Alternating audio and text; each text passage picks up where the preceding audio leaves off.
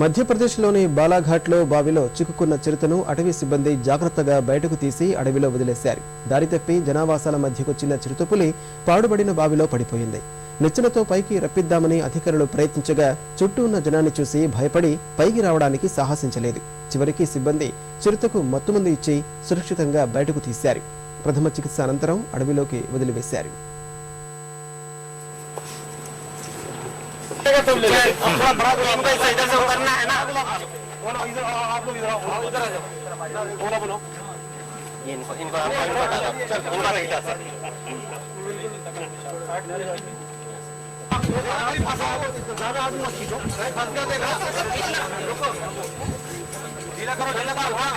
नीचे जाने दो प्यार